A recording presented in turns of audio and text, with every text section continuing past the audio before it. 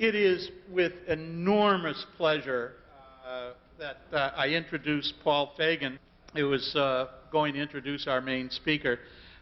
Paul is the head of sales and marketing organization at Fujitsu Network Communications. And Fujitsu is a leading provider of information and community technology, communications technology solutions. And Paul joined them in 1997. He's a 25-year veteran of the ICT industry. He worked at IBM in telecom and their media business segments. He also spent time on 2 startup companies and helped launch their sales and marketing programs and telecommunications across business segments. And he physically resides in Northern Virginia, but I think really his office is neither in Virginia or in Richardson. It's American Airlines, maybe row 14. This is co-sponsored by Coos Systems, which does a lot of software. And I'd like to welcome Paul.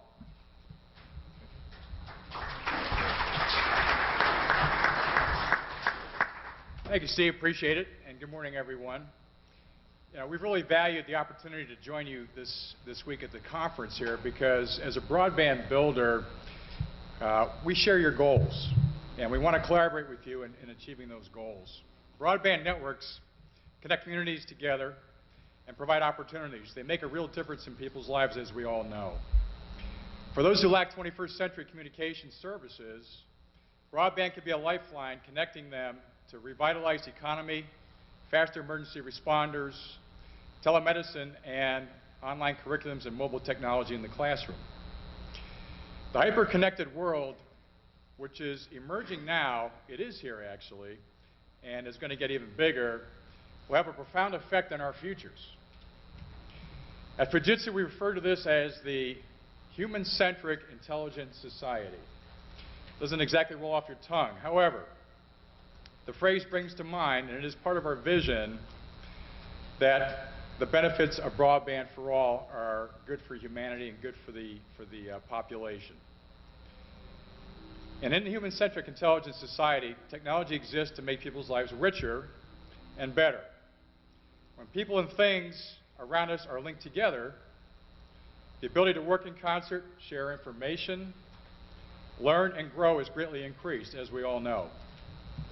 You know, we might joke around about the interconnected light bulb, refrigerators, and other devices out there, but when you think about it, in the Internet of Things, all of these devices and all the information coming from them can help us make better informed decisions and improve the quality of our life. The hyper-connected society will also make the tools of innovation more accessible than ever and give real meaning to the term, anyone can pretty much innovate.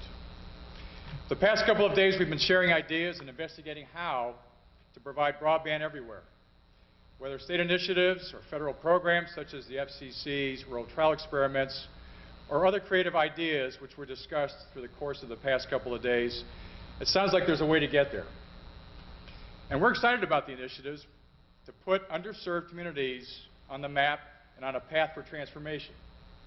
That's our goal as a business.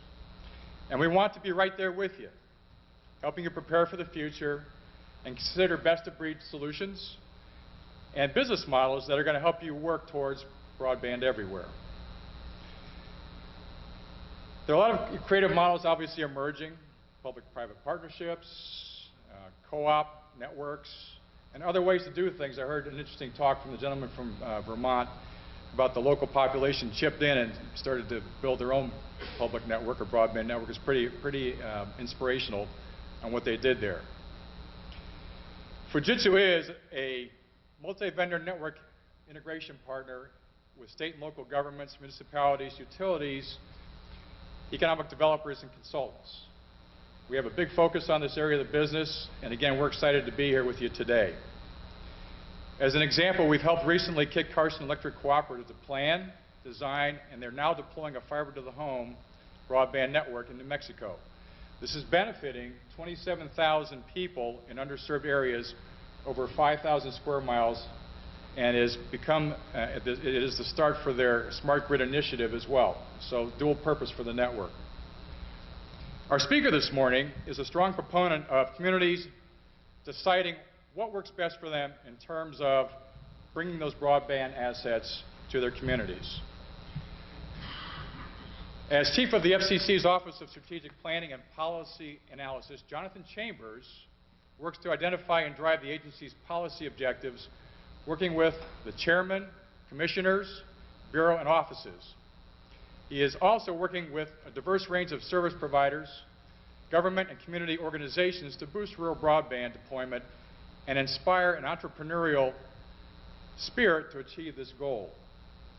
The Connect America Fund initiative will help define and perhaps test one of the ways to bring and bridge that digital divide and bring broadband to local communities. And as Jonathan puts it, we're doing this because it's what people need. He joined the Commission in 2012 after working since 1995 primarily for companies in the startup of their businesses in the wireless and cable television industries. Jonathan worked both in the U.S. and Europe in legal, regulatory, business development, and strategic planning roles. His previous government experience was with the U.S. Senate, where he worked from 1987 to 1994 for Senator John Danforth. Jonathan has a Juris Doctorate from Georgetown University Law Center, an MA in International Affairs from Columbia University and the Harriman Institute for Soviet Studies, and a BA in Economics from Yale University. Please join me in extending a warm welcome to our speaker, Jonathan Chambers.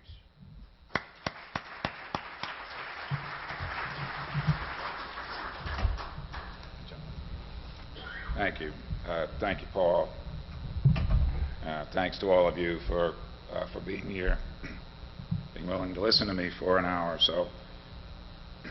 I got a request through our press office at the FCC the other day from one of the trade press asking for an advance copy of my remarks. I don't have any prepared remarks. I don't have a PowerPoint presentation. I don't have a video. I don't have any music. I don't even have any notes. I'm just going to talk. And I'll take any questions people have. There's no clock up here, so I'll talk until I see the interest flagging. I want to thank you all particularly for inviting me up here to Springfield. It allowed me yesterday to take the train up from Washington. I stopped in Manhattan. I took the train through areas where I grew up and went to school, so I appreciate the stroll down memory lane. Gave me an opportunity yesterday afternoon to sit outside the New York Public Library in Bryant Park, sit by those stone lions while I was waiting to meet with somebody, to read a library book on my phone. Since I see the Maine State Librarian in the audience, let me just start out with a story. I had a business partner for a long time who used to say that in the startup phases of our business, it was always like stone soup. Now, stone soup, in case you don't know that old folk tale, if you don't know it, you should get it and read it to your kids. I'll describe it briefly. It's the classic story is one of three soldiers returning from a war on foot in France. They come upon a village. They've been walking for days. They're tired. They're hungry. They're hopeful that the village will provide them with some food and a place to rest. But the villagers are suspicious. They've seen soldiers before. So they hide all their food. And when the soldiers approach and ask for anything to eat, the people say, "We're sorry. We have nothing. We have nothing to share." The soldiers confer and they say, "It's all right. We will make stone soup." if you could just provide us a large kettle and some water. So the villagers are curious, and the soldiers build a fire, put this kettle, water in the middle of the village square, and they walk around and they select 3 large stones, and they place them in the water, and they wait, and after a while they taste the soup, and one of the soldiers say, "It's not bad. It could use a little bit of flavoring." One of the villagers hearing this said, "Well, I might have some salt." And goes off to his home and brings back some salt. They taste it again and say, it's getting closer. This almost tastes as good as a meal we had recently. And someone else said, "Well, I might have some barley." You get the idea. Another villager brings bread. Another villager brings meat. Another one carrots and other vegetables. And they share, and they make a wonderful meal. And the village has a meal for the entire village, and they set out tables, and they eat together and sing and dance into the night. Now, when I was a kid and read that story, yeah, I thought it was a story about maybe a something from nothing story, or a story about how some clever soldiers put one over sort of rude townspeople. Now, when I read that story to my kids, I realized, of course, that it was about something else entirely. It was about sharing. It was about community. It was about building something where everybody's contribution made the whole much greater than the parts. Now, my ideas in business and in government are always stone soup ideas. The so-called rural broadband experiment is a stone soup idea I had a year or so ago. There's a fund. The FCC funds lots of things. The FCC spends $10 billion a year or so in various programs. High-cost funds, funds for schools and libraries, funds for persons who have hearing and speech disabilities, funds for hospitals, healthcare institutions. And the money is spent pretty well, but not quite as well as it could be spent. In this way, there was, I'm sure you know, the FCC has set, for broadband, has set a level of broadband defined at 4 megabit per second down and 1 meg up.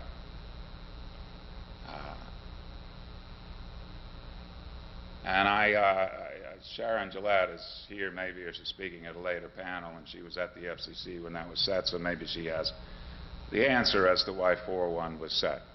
It was just a few years ago. I think it was viewed as adequate. When I joined the FCC just a couple of years ago, my view was that 4.1 was insufficient for most needs of communities, most needs of businesses and residences. I certainly, where I live, I've had fiber to my home since 2002.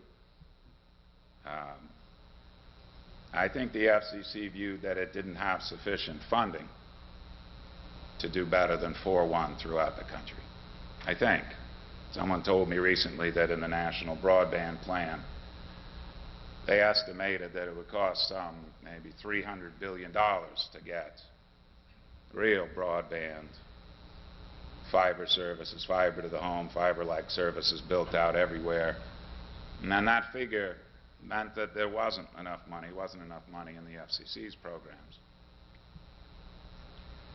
And so my view on that was it's like the old saying that Michael Gerson had years ago when he worked in the Bush administration, in a different context, but I think it's applicable. He talked about the soft bigotry of low expectations. I think that's what's happened with broadband for rural areas. People figure 4.1 because maybe that's all we can build, and 4.1's not enough. But maybe it'll do.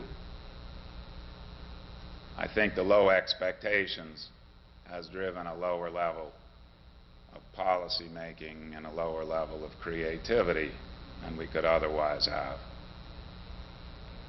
I think there's probably also been a notion, especially at the government level, that if you relied on the telephone companies that have been providing service for decades, that at least you wouldn't get in too much trouble. Paul used to work for IBM. There used to be an expression fostered by IBM that nobody ever got fired for buying IBM. Right. At least nobody in procurement.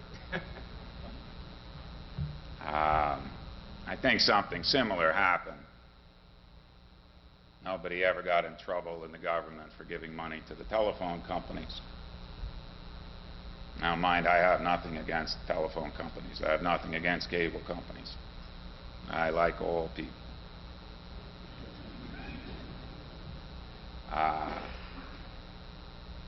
But my stone soup idea was to try to get other people involved than just the telephone companies or the cable companies in providing broadband to communities.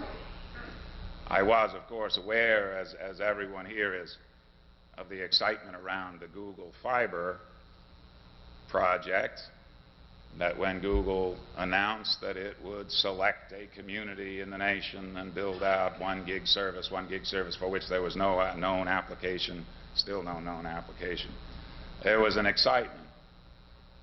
People from around the country submitted applications, towns submitted applications, individuals did. Folks were willing to change the name of their town to Googleville if Google were gone. I remember reading about one mayor who said he'd rename his children Sergey and Larry. So I certainly didn't expect that we at the FCC could generate the same kind of excitement as a Google, but I like the idea. I like the notion of getting people engaged. And so the first step of that experiment was to seek expressions of interest. Many of you submitted expressions of interest. Seek expressions of interest, not to say,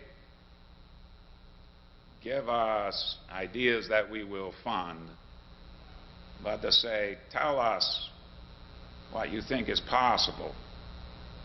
Let us try to form a program based on what people want to do, want to build in their communities. Now, I'll tell you, when I first suggested this internally at the FCC, after overcoming some resistance, people asked me, well, what do you expect to get? How many of these expressions of interest do you expect to see? You're not putting up money. I said, I know. I said, it's not about the money. I know the money is an inducement. But it's not about the money. It's about what people want to do. It's about building something. And at first I would tell people, well, I think we'll get dozens of expressions of interest. And when some of my colleagues questioned whether we'd get dozens, since I'm such a contrarian cur, I said, all right, we'll get hundreds. And I remember one time somebody said, really, you think you're going to get hundreds? I said, no, I think I'm going to get 1,000. Now, we got 1,024 expressions of interest. We read them all. One side note, I was in Minnesota the other day, and the executive director of the state broadband program told an audience like this, that Minnesota had gone through those expressions of interest, had pulled out the ones that were Minnesota specific. There were some 60, and they fashioned a program around those expressions of interest. They went to their state legislature and they convinced their state legislature to appropriate $20 million in a pilot program with the expectation that they would get $100 million to fund some of these. They recognized what was coming out of those expressions of interest, which was this desire of people to build. We used those expressions of interest to fashion the program that we're running now, an auction that will occur in a few weeks' time. In this way, I thought what was clear in the expressions of interest was that people believed they could build fiber to the home in rural America. We had hundreds of expressions that said that they would do just that. And so when we put together the reverse auction that will occur in a few weeks, we didn't set 4-1 as the measure of broadband. We didn't set 10-1. We couldn't define things in terms of types of technology, but we set the bulk of the money, $75 million, to go for networks capable of delivering 100 megabit per second with at least a service offering to residences of 25.5.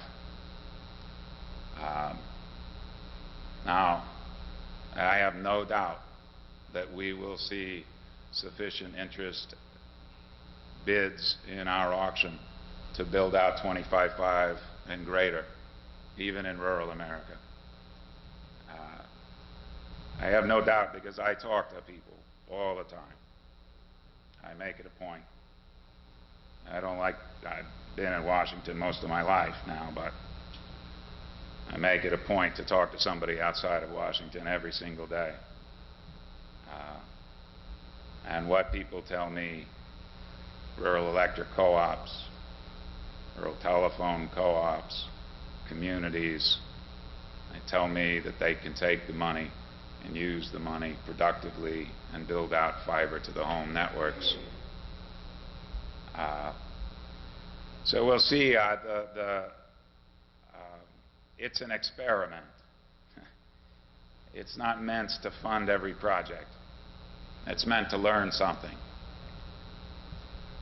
What I hope to learn, what I hope the FCC will learn, is that there is sufficient interest in these kind of more robust broadband offerings that we ought to turn our Connect America Fund around a little bit, reach a little higher, have greater expectations,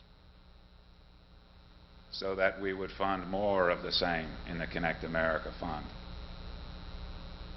I hope what we will learn is that there are lots of different entities, not just the telephone companies or cable companies, but lots of different entities who wish to build networks.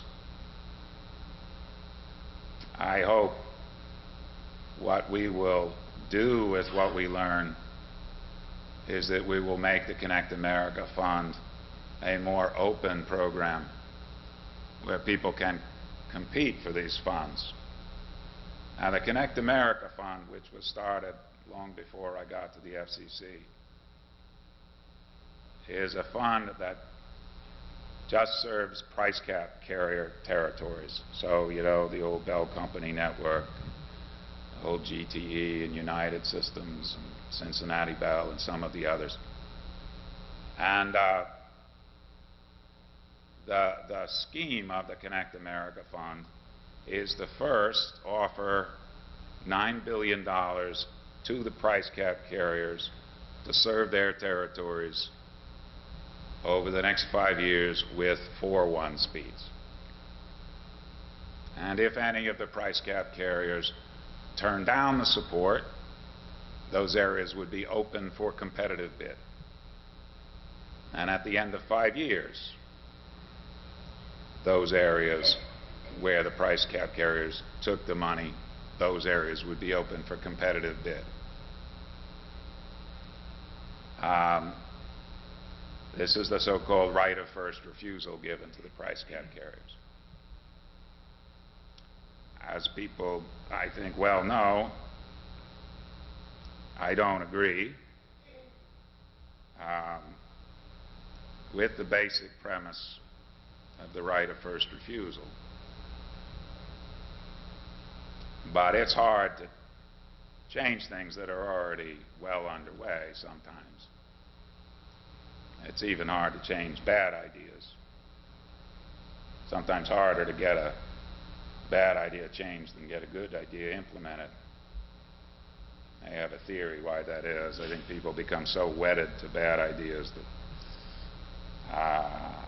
they hope they'll work someday. So, I haven't been suggesting that we overturn this right of first refusal. It seems too big a lift. What I have suggested, and it's part of an open proceeding at the FCC, is that we take areas not just where the price cap carriers turn down support, but we take any areas where there is a competitive bid in this auction we're going to hold. We take those areas as an indication of competitive interest. And as an indication of competitive interest, it ought to be enough for us to say, we know there's somebody else that wants to build in this area other than the price cap carrier. That's a good thing. Let's have them compete for it. Let's put that into the competitive auction, the one that we'll hold next year. And so if we get enough areas where there's a bidding process next year, and then in several years' time, after the price cap carrier's right of first refusal expires, still more areas open up. Maybe the competitive process leads to communities, co-ops, others, some, as Paul had mentioned, Kit Carson is a good example, building out fiber to the home, fiber-like services to the home so that we get the best services to rural America, not just the afterthought service. I will tell you, as modest as I think that proposal is, it's one that's met with opposition. You could read the record and see. The price cap carriers, some of them have asked for not 5 years of support, but 10 years of support now, under the theory that we're trying to raise the standard, at least from 4 to maybe 10, and it would take more time. I was on a panel the other day, and I made this point about exempting certain areas from the right of first refusal so there could be competitive bidding. Seems inarguable to me. And a fellow from one of the trade associations said, well, you're saying you'd be willing to trade the bird in the hand for the proverbial two in the bush. I said, yeah, I would. I said I would trade that 4 megabit per second bird for the chance of something better. I would take that trade every day. Now, I'm willing to take more risks. I'm not saying that this is what everybody would want to do. I realize there are areas of the country where if the price cap carrier or other incumbent telephone company isn't providing service, you might not get service there. There might not be someone else willing to build. But I think people will start to learn how to do for themselves a little bit. Paul and I were talking before, building networks It's not a magic trick. You can hire people. Calyx, Fujitsu, you can hire people to build your networks. But as I say, there are areas where you won't get broadband built unless you rely on the incumbent telephone company. I know that's the risk. I know that's what some policymakers are concerned with. That's the nobody ever got fired for buying IBM example.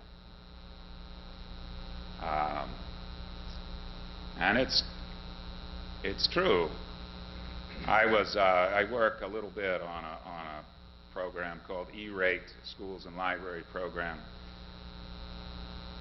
And somebody sent me the other day, a while ago, a link to a radio interview with the superintendent of a school in northern Washington state, right on the Canadian border, a little town called Curlew. Small school, K through 12, has a couple of hundred students. And the interview with the superintendent, he was saying he's got T1s in his school. And there's no better internet access in town. That's as good as he gets. He has 3 T1s. Was the interview said 3 T1s, he can't get anything better. So I called him, and I talked to him for a while, and I made another phone call, and I made another phone call. And it turned out the state of Washington was already planning on upgrading his service.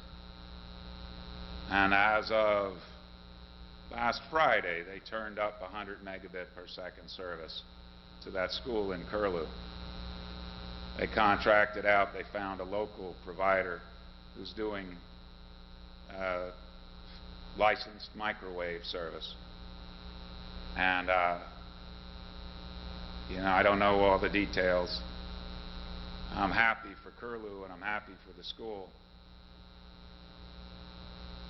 But it also isn't quite enough because the rest of the town doesn't have internet access.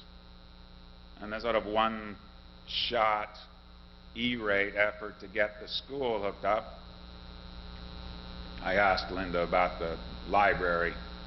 He said the nearest library was 30 miles away.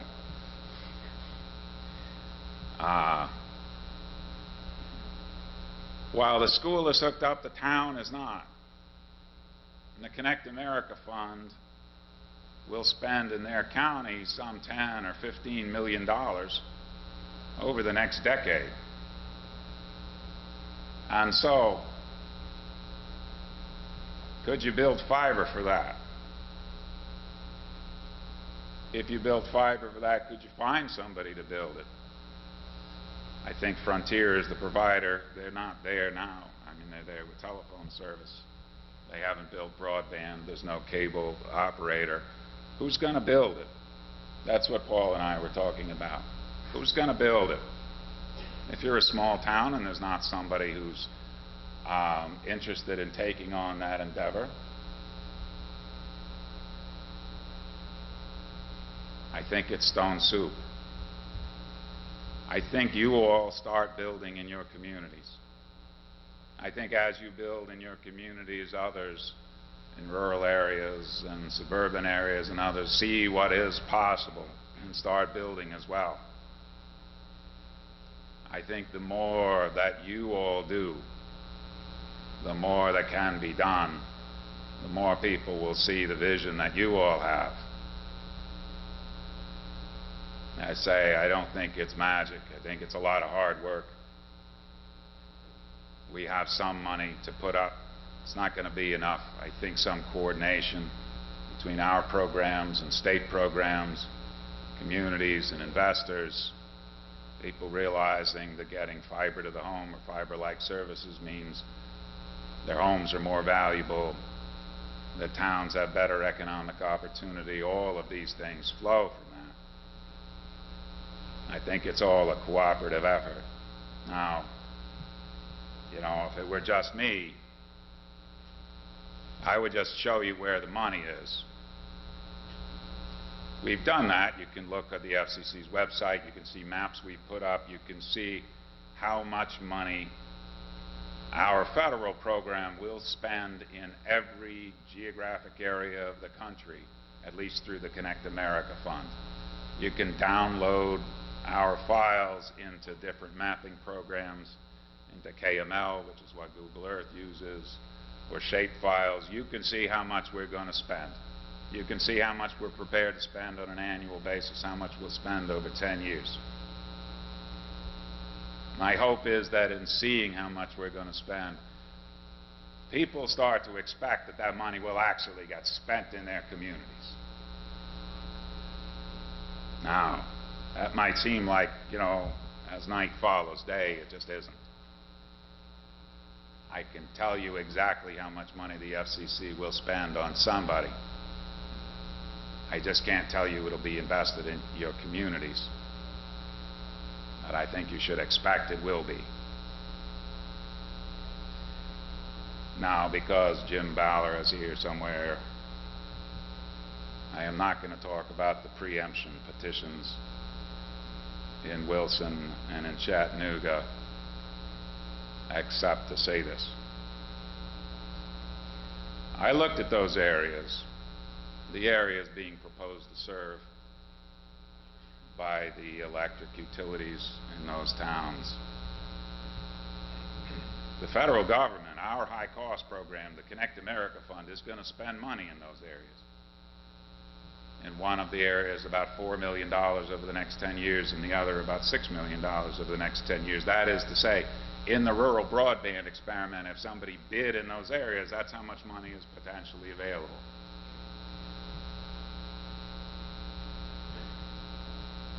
We have an interest. We, all of us, the federal government, local communities, have an interest in making sure that the money is spent efficiently and the money goes to where the money is meant to go, because there just isn't enough money to go around everywhere if we're wasting money. The idea of having a competitive bidding process wasn't just to make sure that we would spend the money most efficiently. It was to identify where people would build and how much it would really cost folks to build. The amount of money that we show is available everywhere is based on a model. It's a good model. It's a cost model. I used to do business modeling. This is a really good one. But as this same business partner I mentioned used to say when we did business modeling to raise money for our private ventures, he said, okay, after you raise the money, you take the model, you put it in the bottom drawer, and let's go build our business. The model is a good model. It's an objective model. It says how much it ought to cost to build greenfield, build fiber to the home everywhere in the country. When I talk about amounts of money that we're going to make available, it's what the model says it ought to cost.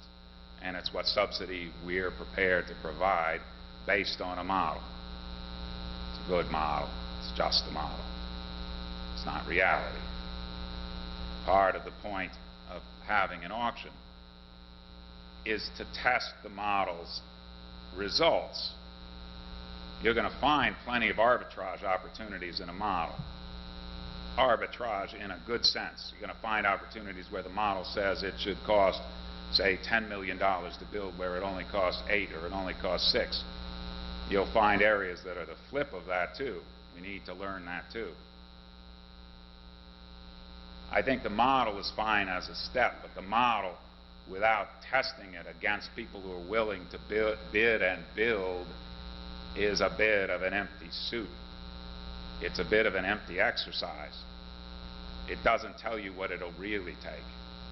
It's a nice objective measure, but the bidding process will tell you what people will take in order to actually build.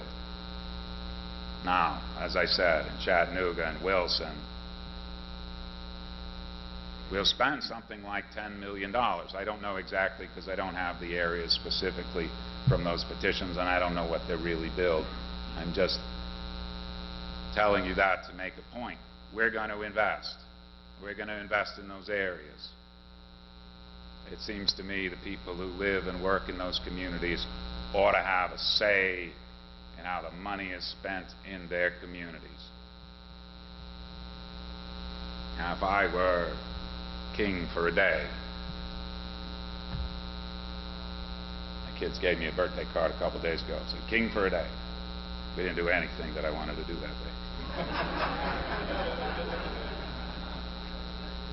So if I were king for a day, I would gather people together. I would gather them outside of Chattanooga and Wilson. I would hold a town forum. I would invite the telephone companies, the cable companies. I would invite the electric utility. I would invite anybody who's got a plan to build something. I would ask them to present that plan. I would invite the governor's office. I would invite the state legislators. I would invite anybody who has an interest, but mostly I would invite the people who live and work in those towns. Mostly I would invite the people in those communities to come to a town forum and have an open mic and let them listen to and then tell the people who want to take the money what they would do with it. Let them react to it. Let them have a say in the process. I don't know if you all saw this about a year ago. So following the Hurricane Sandy that wiped out parts of New York and New Jersey, there was on Fire Island in New York, half the island's telephone network was knocked out. And while Verizon was rebuilding Manhattan, replacing copper that had gotten wet and destroyed, replacing it with fiber, Verizon's plan for Fire Island was to serve it with a fixed wireless voice-only product. They weren't going to rebuild. And I said internally at the FCC, you know, we should get some money. There's reconstruction money. We should do what I'm saying we should do in North Carolina. We should go up there. We should have a forum. We should say, we'll invest. It's open to anybody that wants to build. We're going to rebuild these communities. Devastated by a storm. It's our obligation. We should rebuild. And we should have Verizon there and explain what they're going to do, but have it open to anybody that wants to build. Now, my colleagues at the time didn't like the idea, but the townspeople were smarter. They did hold a forum. They invited Verizon. I watched this on YouTube. Somebody posted it. And Verizon explained their fixed wireless network. They explained how you could make voice calls.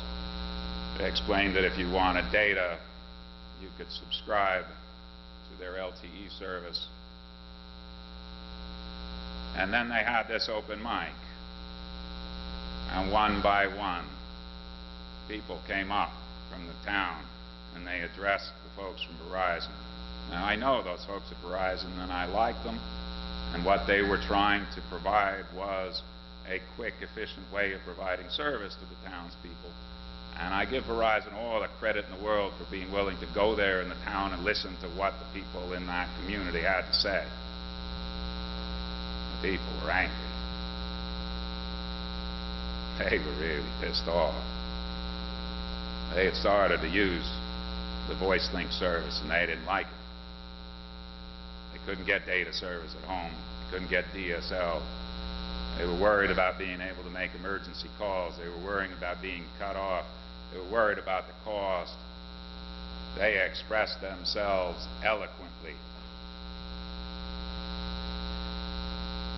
I've never asked Verizon if there was any connection between those town forums and Verizon's subsequent decision to build a fiber optic system to that part of Fire Island. It may not have been. But I do think whether it's Wilson, Chattanooga, or any of your communities, you should expect to have anybody that's taking federal money, state money, local money, to stand before your community and explain what they're going to do, explain what they're going to build, explain how they're going to do it. You should have a voice in how the public's money gets spent. I made this point a long time ago in some workshop we held at the FCC, that the federal government's money should be spent in a way that reflects what the communities want, that there ought to be a voice, that there ought to be public input. Now, I know there's some complication in who really speaks for a community, but I think we're all clever enough to figure that part out. As I was leaving that workshop, I overheard somebody say, community input for Connect America funds, that's totally unworkable.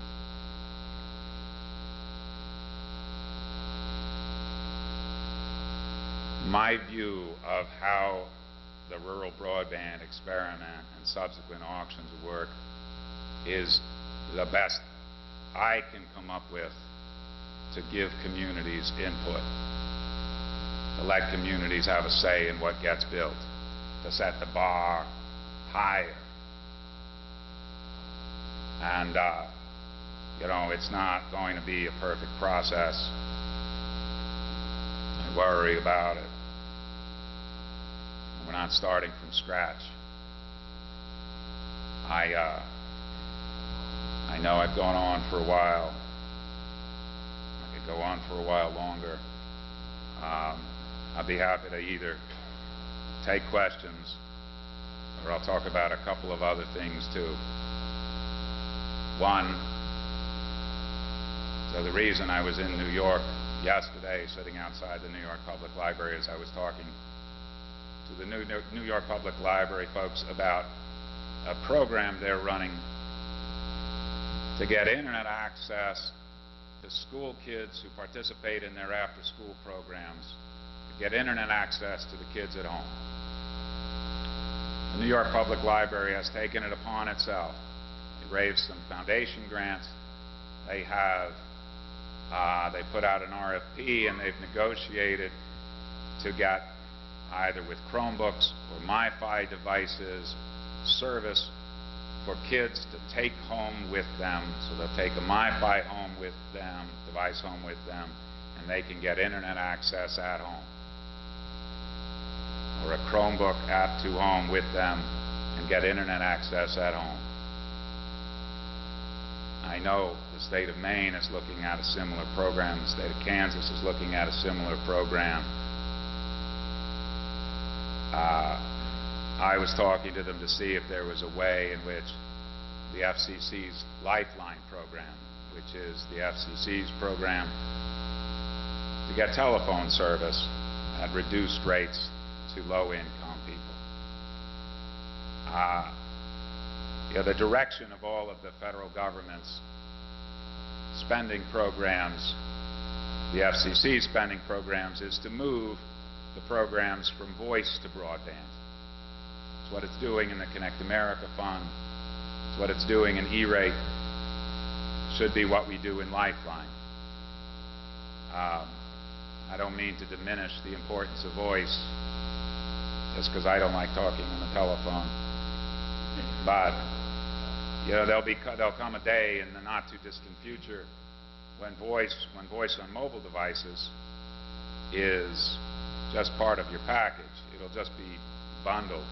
There won't be a separate charge for it. Once there's voice over LTE, the voice is going to look like the rest of data. And none of the carriers are going to charge for it. We ought to be anticipating that.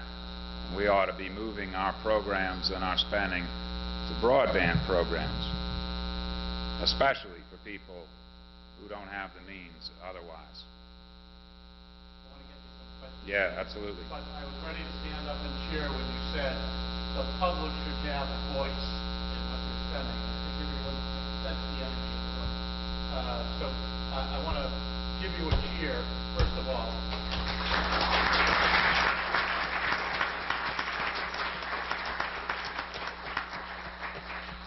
Take a few questions. What you're going to have to go for it.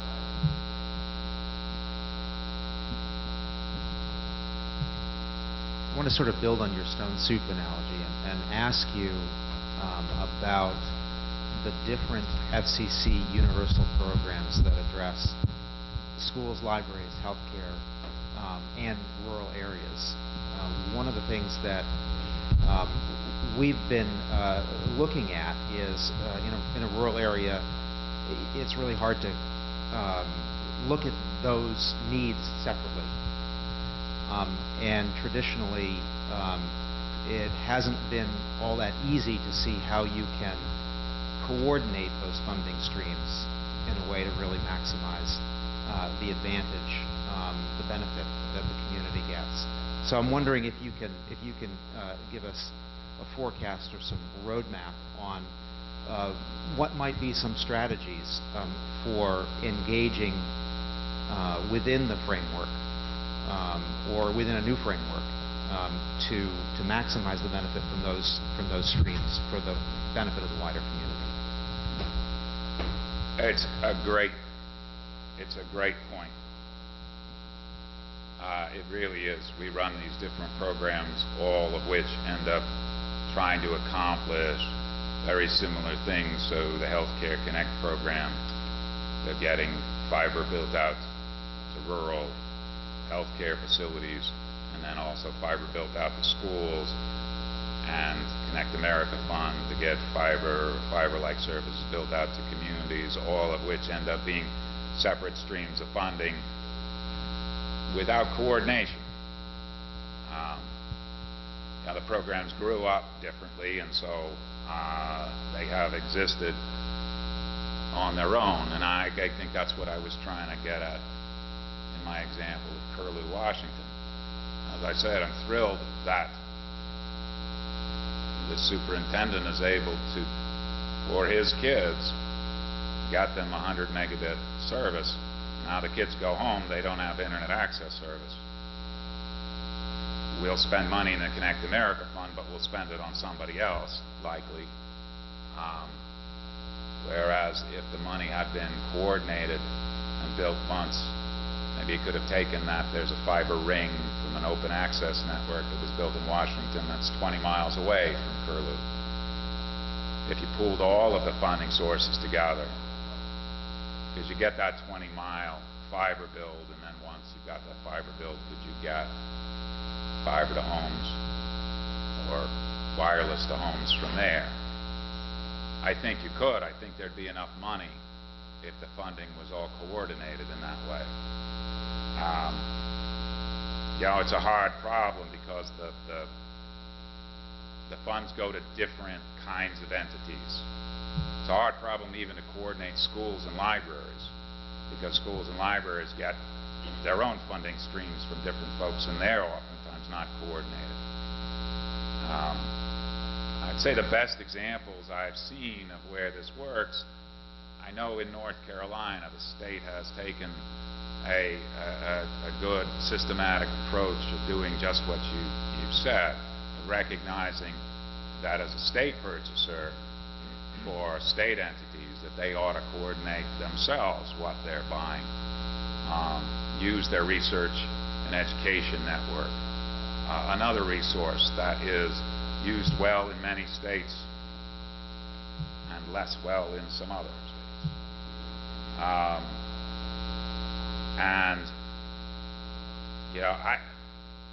My preferred approach isn't what's going to happen. I really would rather that we identify how much money is available on as objective basis as we can. How much money is available so it's fair across the country, and then work with state and local entities to spend that money in the way that the state local communities want it to be spent, provided we set the bar high enough. I think programs do work where the federal government sets high standards and lets the creativity of local communities, local businesses, and others meet those high standards, and where we would put money available. I don't think it'll quite happen like that, because that means changing an awful lot of moving parts. So instead, I think what has to happen is there's a lot of coordination and recognition at the state, county, local level as to how to get access to the different funds to try to make sure that those funds are spent in a coordinated fashion.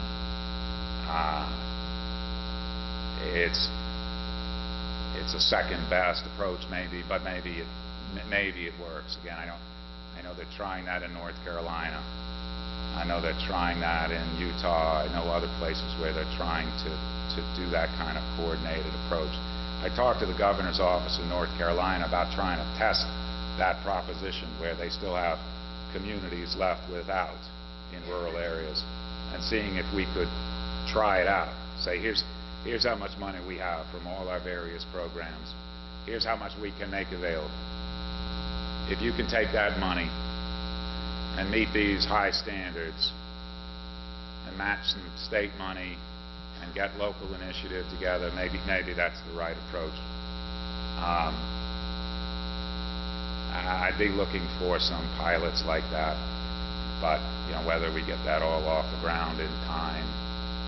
The time is a tricky thing here.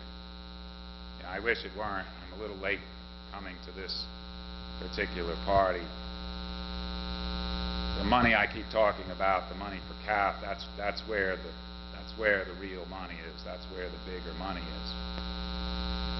Once that offer is made to price cap carriers, the $9 billion offer, the offer's not going to be undone. The money's not going to be spent 2 times. It's going to be spent once. My concern is that we end up foreclosing competitive builds. That this is the time for construction. This is the gold rush, land grab time. Anybody building fiber to the home, particularly in a rural area, they're going to have that customer for life. And I have a concern there's not enough time to demonstrate the various things that I know all of you could demonstrate given time and resource. So my little carve-out project, could we take some of those areas where there is a bid in the rural broadband experiment? Could we prove that out over the next couple of years? Could we then have, because the right of first refusal is just meant to be 5 years, and after the 5 years we're expected to have yet another auction. We'll have this little mini auction in October. We'll have another auction next summer maybe, sometime next year. And then we'll have another one which we could have in, say, 3 to 5 years. The timing may work out well then, if you can prove enough examples. If people start to get the sense that they've got control over the economic destiny of their communities, if people start to get the sense that they get some decision, they get some authority to make decisions, or at least some say in the process, and maybe the timing isn't that bad. I think it's really important that there's good participation in this auction we have in October, and that the FCC gives folks an opportunity to bid again next year, because $100 million is a lot of money, but it's not a lot of money if you're spreading it all across the country. So I'd love to follow up with you if you have ideas about how to better coordinate the spending, because it's exactly the right point. Mr. Chambers, David Epstein from Wired West. First of all, I want to thank you for the incredible breath of fresh air that you bring to the FCC and to the way this issue is being approached.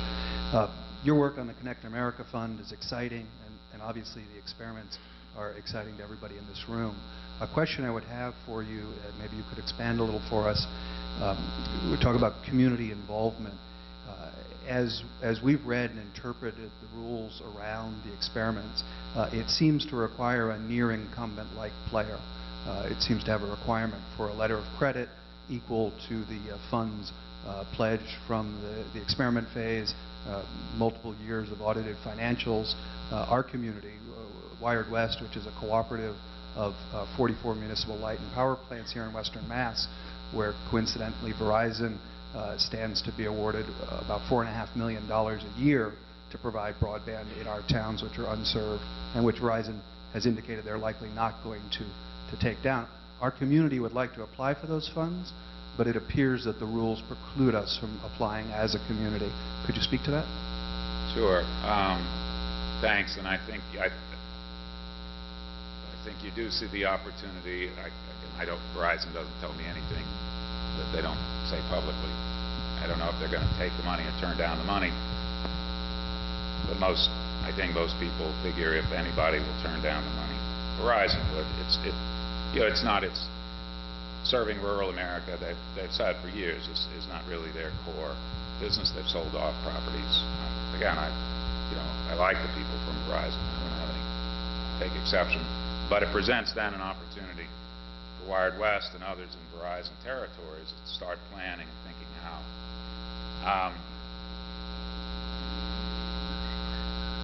We need to learn things from this first phase of this auction. If part of what we learn is that folks like you, your community, can't participate because of the requirements, we need to learn that for the bigger auction that we would hold next year. I'd like to learn more about the particulars. I can give you our rationale for some of the requirements. The ETC designation, eligible telecommunications carrier designation, always looks to me like a pretty hard statutory requirement. We spend these high-cost funds according to a part of the statute which says that they are to be spent with ETCs. They don't have to be the incumbent, but a state has to certify, and a state failing to, the FCC can certify some entity as an ETC.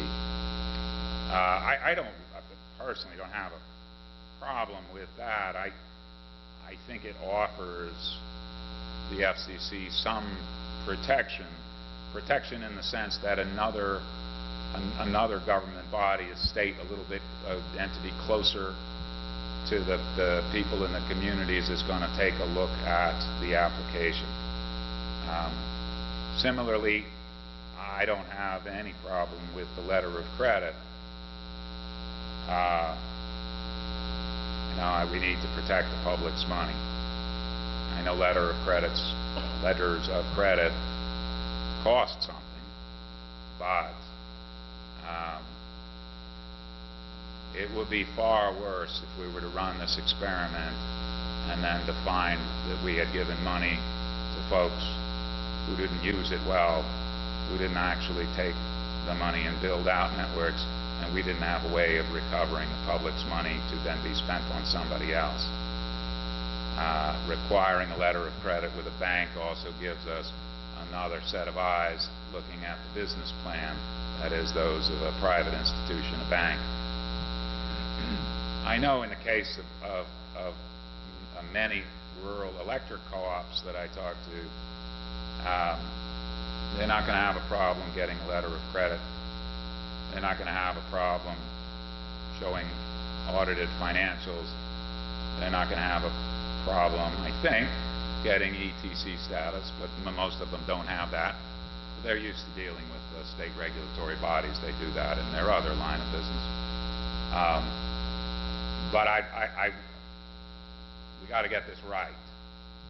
So I'd like to understand what obstacles you face, because if we can't do this in a way in which the communities can't participate meaningfully, if the communities can't build themselves, if there's no way to do that, then we're not then we're not fulfilling the potential here. So I'd like to follow. Okay, 15 minutes over time, 15 minutes very well spent, but wait till you get to the next panel as well. You got a President Washington, a very thoughtful